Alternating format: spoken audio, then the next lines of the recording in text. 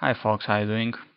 Today we're gonna analyze yet another game of the Paul Morphy for beginners. This game, the genius from New Orleans, he played in 1855 in Alabama, United States.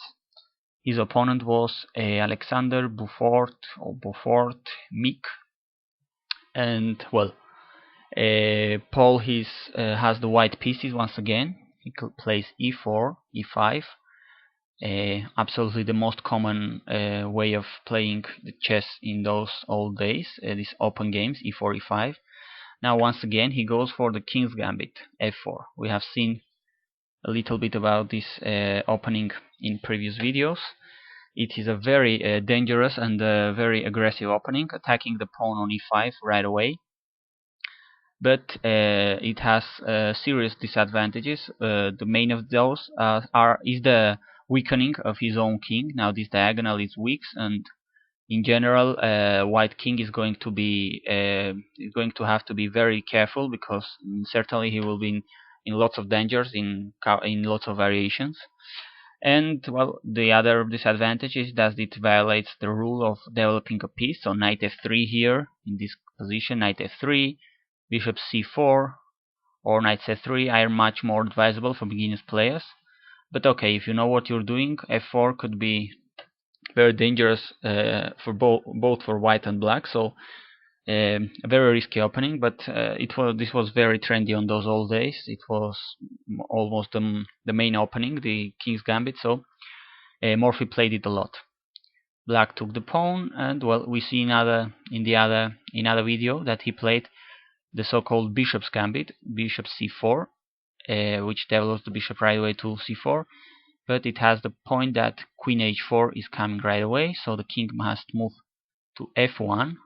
Remember, just g3 is not possible because black will take, and if white takes, the rook will be lost on the corner, and if he attacks the queen with knight f3, now g2 is discovered, check, attacking the rook on h1, knight takes, the queen comes back to the board, taking the rook, winning the game. But anyway, this did not happen, and instead of playing bishop c4, the bishop's gambit, Paul Morphy goes ahead to play knight f3, the other main move, developing another piece, controlling the center and avoiding this check on h4. Probably a little bit more solid, this move, than the bishop c4, but both are interesting if you're willing to play the King's Gambit. Now in this case, black tries to protect his pawn with g5. Generally speaking, it is not a good advice for beginners to defend a pawn you have just won in the opening. So say if white sacrifices a pawn in the opening, plays a gambit, you can take it, but you should not stick to that pawn forever, as the opponent will probably develop his pieces and will have lots of initiative and probably checkmate you very soon. So as a general rule, it is not good to protect the extra pawn in the right in the first moves at all cost. But in this case, the King's Gambit, well, there are lots of lines, theoretical lines, that say that g5 is okay, it's not bad at all. So black is trying, for the time being, to protect his pawn. Now bishop c4, very logical, attacking the weak c4 pawn, f7 pawn. This point on f7 is the basic weakness of black, and white is trying to exploit it in any way. Now he has, in exchange for the sacrificed pawn, he has already developed two pieces and he's ready to castle. Here bishop g7 is a correct move, developing a piece and getting ready to castle after the knight moves. Here white plays a very aggressive move, once again probably not very recommended for beginners, h4. It is trying to attack the pawn on g5 and, well, disrupt black's pawn structure here on the king side and try to create some weaknesses to attack. So more normal moves, keeping the advantage, would be d4, controlling the center with his both pawns on d4 and e4, which are excellently placed, or castling would be also correct. Now we see one of the another of the important points, advantages of playing the King's Gambit. This F file could be open in some moment when this pawn and the knight go away, the pawn is captured, etc. So the rook would be participating in the in an attack against the black king. But anyway, Paul went with this h4, which well also is interesting but very risky. Now if black takes, white is already much better, because take a look at these pawns. All these pawns are looking really very strange placed, isolated, doubled, and white is going to take both these pawns. He could now play even something like maybe d4, not capturing the pawn right away, but threatening to do this to take this h pawn either with the rook, the knight, or taking this other with the bishop, have all the control of the center, develop lots of pieces, and have definitely a nice edge here. So instead of this, instead of taking, black advances, just advancing his pawns, attacking the knight. The knight must go somewhere. Now going back to g1 doesn't look that great. Going to d4 and e5 is not possible because the bishop will take it for free. So knight g5. Now the knight is in a very aggressive position, attacking together with the bishop the weak f7 pawn. And this is very typical in this kind of very aggressive openings, the King's Gambit. These kinds of early attacks on black king are very common. Now black must protect this pawn on f7, and the only reasonable way to do it is putting the knight on h6, protecting that pawn and getting ready to castle. Now white plays d4, very reasonable to control all the square. Now that the pawn on e5 has disappeared as it took on f4, white is trying to get back his pawn on f4 and well have a very good game because he has developed lots of pieces and he's controlling the center. Now if black plays something like castling, which is certainly quite logical here, white just recaptures after knight c6, and in terms of development black is okay because he has castled already, he has developed this bishop, this knight on c6. The knight on h6 is not that great, but still a developed piece. But the problem for white would be that he's not up a pawn anymore, and white has recaptured it. And in exchange, white has a complete control of the center. Just take a look at these bishops on f4, on c4, these couple of pawns, central pawns, which are really looking very dangerous. So black would have some problems controlling the center here, and probably will have some problems in the game in the future positions. So black plays something like f6 here, which in fact is trapping the knight. I hope you still can see the knight here under all these arrows, but all these red arrows are to show you that the black has no square to go, hasn't got any safe square to go to, right? So on h7 it would be taken with the rook. Here f7 is controlled by the knight and the king on e8. This is controlled by the pawn. Here he can't go because he has his own pawn here, and these couple of squares f3 and h3 are controlled by this pawn. So the knight is basically trapped. But white is going to sacrifice it, obviously, and is going to try to have lots of compensation instead. Well, how do you compensate a sacrificed piece? Well, getting lots of initiative, developing lots of pieces, and trying to have a direct and fast attack on the black king. So white takes the pawn on f4, develops yet another piece. Now f takes. Now bishop takes g5, attacking the queen, being supported by the h pawn.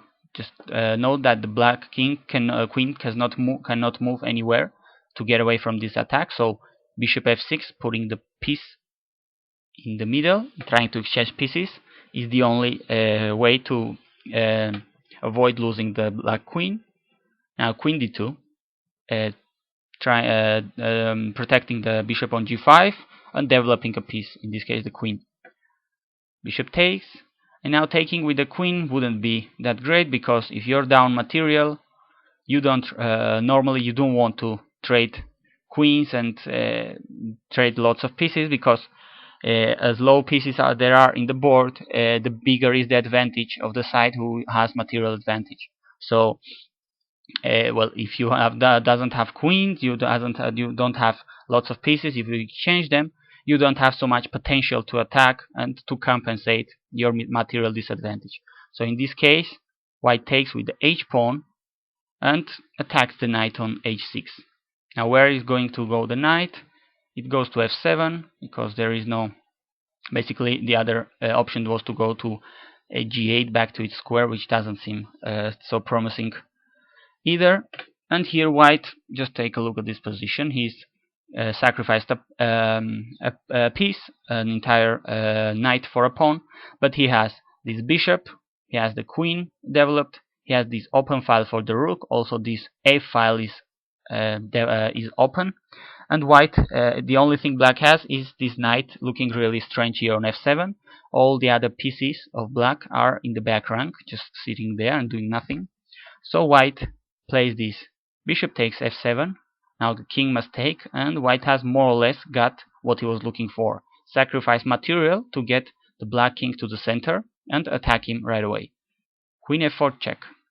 The king goes to g8. Now white castles and puts the rook in this open file, now threatening lots of nasty things in the f file. First of all, just a checkmate on f7.